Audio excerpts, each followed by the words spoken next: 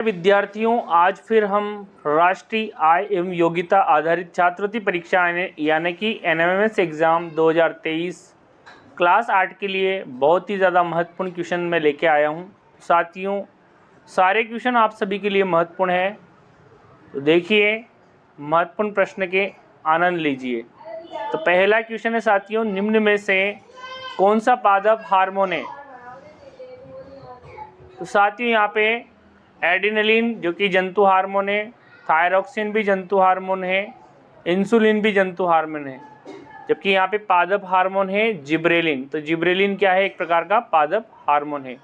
अगला क्वेश्चन है दोस्तों, प्रकाश संश्लेषण कोशिका के किस अंगक में होता है? तो साथियों यहाँ पे फोटोसिंथेसिस जो होता है माइटोकॉन्ड्रिया, अंतःप्रद्रवी जालिका, राइबोसोम, हरित लवक। तो साथियों ये जो घटना जो होती है ये क्लोरोफिल के अंदर होती है, यानी कि प्रकाश संश्लेषण की प्रक्रिया क्लोरोफिल में होती है, यानी कि फोटोसिंथेसिस प्रोसेस हरित लवक में। अगला क्वेश्चन है साथियों, सभी क्वेश्चन बहुत ही ज़्यादा महत्वपूर्ण है जो कि एनएमएमएस की दृष्टि से यहाँ पे लिए जा रहे हैं। प्रांकुर से पौधे का कौन सा भाग बनता है? तो साथियों यहाँ पे प्ररोह, मूल, पत्ती, पुष्प। तो प्रांकुर से बनेगा प्ररोह बनेगा, यानी कि भावी पौधे का तना बनेगा, जबकि मूलांकुर से क्या बनता है? मूल। अगला क्वेश्चन है दोस्तों, पौधे हमें किस प्रक्रिया द्वारा ऑक्सीजन प्रदान करते हैं? यानी कि पौधे श्वसन, परिसंचरण, उत्सर्जन, प्रकाशन। तो साथ ही यहाँ पे प्रकाश संश्लेषण प्रक्रिया द्वारा, यानी कि फोटोसिंथेसिस प्रोसेस द्वारा जो पेड़ पौधे होते हैं वो हमें ऑक्सीजन देते हैं और इसमें जल के विभाजन से ऑक्सीजन प्राप्त होती है। तो साथियों, प्रकाश संश्लेषण के लिए सूर्य का प्रकाश, जल, कार्बन डाइऑक्साइड और क्लोरोफिल यानी कि हरित लवक, ये चारों की आवश्यकता होती है। अगला क्वेश्चन है दोस्तों, निम्न में से कौन सा मरुस्थलीय पौधा है, यानी कि मरुस्थल में उगने वाला पौधा? तो साथियों यहाँ पे आम, जामुन, कैक्टस और केला। तो साथियों यहाँ पे जो कैक्टस जो होता है कंटीला पौधा होता है, इसके तने के ऊपर कांटे से होते हैं। तो ये कैक्टस जो है ये मरुस्थलीय पौधा है, यानी कि मरुस्थलीय आवासीय पौधा है। अगला है दोस्तों, सजीवों में आनुवंशिकता की इकाई है। तो साथियों आनुवंशिकता की इकाई क्या है? गुणसूत्र, जीन, डीएनए और आरएनए। तो साथियों यहाँ पे जीन जो होते हैं वो आनुवंशिक लक्षणों की इकाई है, यानी कि जीन जो है आनुवंशिक लक्षणों को, जीन गुणसूत्र पर लगे होते हैं और डीएनए के बने होते हैं, लेकिन आनुवंशिकता की इकाई क्या है? जीन। अब साथियों अगला क्वेश्चन है, देखिए आनुवंशिक पदार्थ में यानी कि जीन में अचानक परिवर्तन क्या कहलाता है? तो यानी सडन चेंज इन जीन, इसको उत्परिवर्तन यानी कि म्यूटेशन कहते हैं, यानी कि उत्परिवर्तन। जीन में होने वाला अचानक परिवर्तन उत्परिवर्तन कहलाता है। अगला क्वेश्चन है दोस्तों, निम्नलिखित में से कोशिकी नहीं है, यानी कि सेल्यूलर बॉडी कौन सा नहीं? तो जीवाणु, अमीबा, पैरामीशियम, ये तीनों सेल्यूलर है, जबकि वायरस जो होता है विषाणु वो कोशिकी नहीं है। अगला क्वेश्चन है साथियों, कोशिका का ऊर्जाग्रह यानी कि पावर हाउस किसे कहते हैं? हरित लवक, माइटोकॉन्ड्रिया, राइबोसोम, लाइसोसोम। तो साथियों माइटोकॉन्ड्रिया को कोशिका का पावर हाउस यानी कि बिजली घर कहते हैं। ये हमारा करेक्ट आंसर। अगला क्वेश्चन है दोस्तों, एड्स रोग का पता लगाने के लिए कौन सा परीक्षण किया जाता है?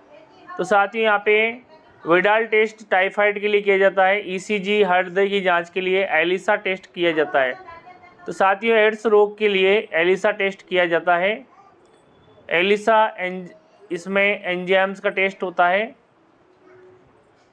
और अगला क्वेश्चन है साथियों यहाँ पे 41वां प्रश्न, दूध में क्या नहीं पाया जाता? तो साथियों वैसे तो दूध को संपूर्ण आहार कहा गया है, इसमें कार्बोहाइड्रेट भी होता है, विटामिन भी होते हैं, वसा भी होते हैं, लेकिन विटामिन सी इसमें नहीं पाया जाता। तो साथियों यहाँ पे विटामिन सी यानी कि ऑप्शन 4 हमारा करेक्ट आंसर। अगला क्वेश्चन है दोस्तों, एनीमिया रोग किस तत्व की कमी से होता है? तो साथियों एनीमिया जो रोग है वो लौह तत्व की कमी से होता है, यानी कि आयरन की कमी से, और आयरन का सिंबल जो है वो है Fe। क्या है? Fe, आयरन की कमी से। देखिए ध्यान से, प्रकाश संश्लेषण के लिए आवश्यक होता है, तो प्रकाश संश्लेषण के लिए क्या आवश्यक है? प्रकाश आवश्यक है। क्या आवश्यक है? सूर्य का प्रकाश, जैसा कि मैंने पहले ही बताया, कार्बन डाइऑक्साइड, जल और सूर्य का प्रकाश और हरित लवक। अगला क्वेश्चन है दोस्तों, पेड़ की पत्तियों का हरा रंग इनमें से उपस्थिति के कारण होता है, यानी कि पेड़ की पत्तियों का हरा रंग किसकी उपस्थिति के कारण होता है? तो साथियों हरित लवक यानी कि क्लोरोफिल की उपस्थिति के कारण पत्तियों का रंग हरा होता है। अगला क्वेश्चन है, मरुद्भिद पौधों में जो पत्तियां छोटी या नुकीली होती है उसका कारण क्या है? भार कम करने के लिए, जल के क्षय को रोकने के लिए। तो साथियों यहाँ पे जल के क्षय को रोकने के लिए जो मरुस्थलीय पादप होते हैं उनकी जो पत्तियां नुकीली कंटीली होती है, जैसे नागफनी है, कैक्टस हैं, क्योंकि ट्रांसपीरेशन को कंट्रोल किया जाता है, क्योंकि उनके पास वैसे ही पानी की क्या होती है? कमी होती है। तो साथियों अगला क्वेश्चन देखिए, जीवों की संरचनात्मक इकाई है। तो साथियों यहाँ पे जीवों की संरचनात्मक इकाई क्या है? कोशिका, यानी कि सेल इज द स्ट्रक्चर्स और फंक्शनल यूनिट होती है बॉडी की। अगला क्वेश्चन है दोस्तों, स्वस्थ दांतों और हड्डियों के लिए कौन सा खनिज आवश्यक है? तो साथियों लौह, कैल्शियम, सोडियम, मैग्नीशियम।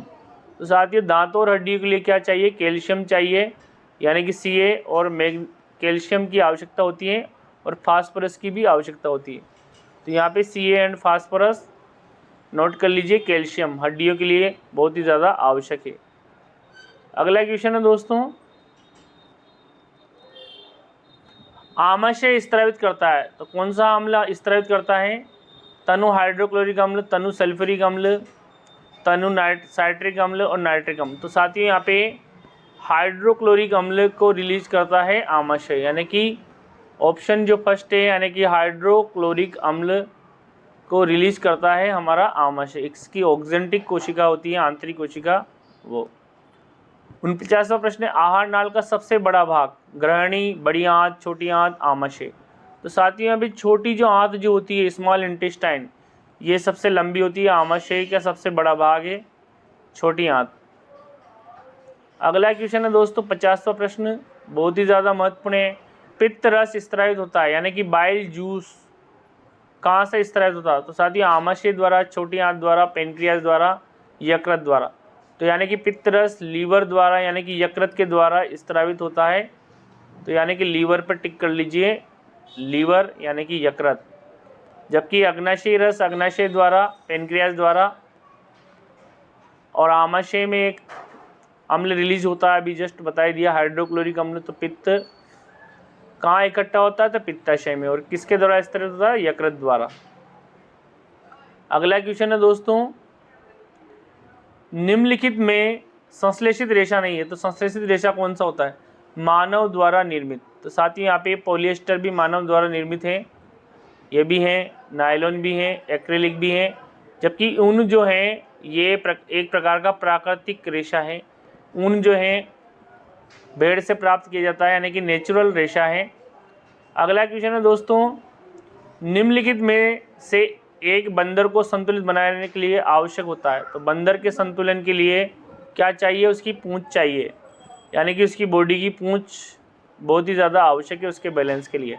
अवायवीय श्वसन में क्या होता है साथियों? अवायवीय श्वसन यीस्ट में होता है। इसमें कार्बन डाइऑक्साइड बाहर जाती है, बिल्कुल कार्बन डाइऑक्साइड बाहर जाती है, ऑक्सीजन की इसमें आवश्यकता नहीं होती है।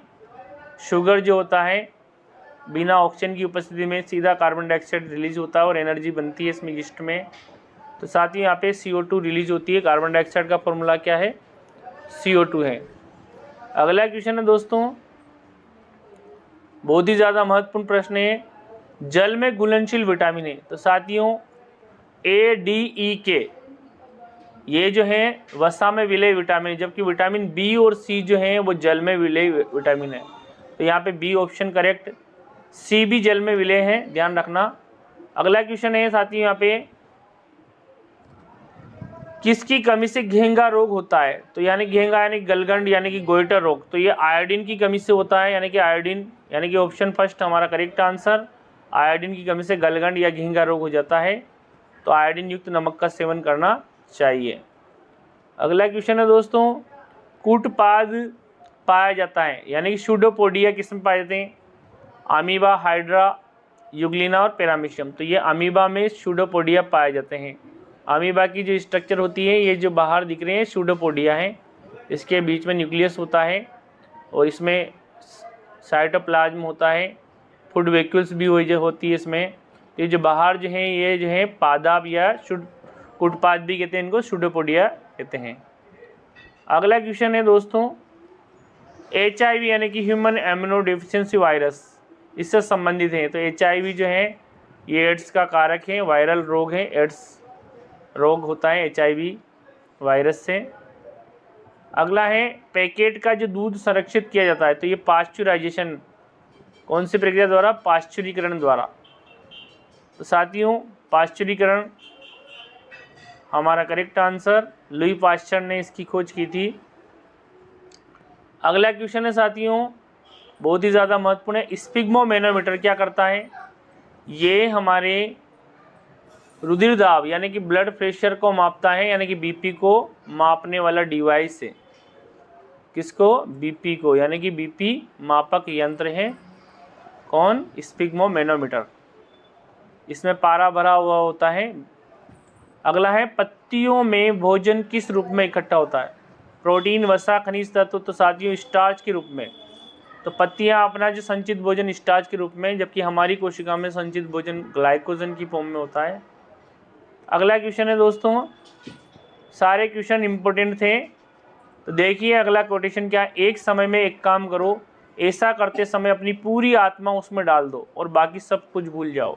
तो साथियों सफलता जरूर मिलेगी यदि आप एक समय में एक ही काम करते हैं और अपना जो इस प्रकार का जो कार्य करते समय पूरी आत्मा उसमें अगर डाल देते हैं, बाकी सब भूल जाते हैं, तो एक दिन सफलता निश्चित मिलती है।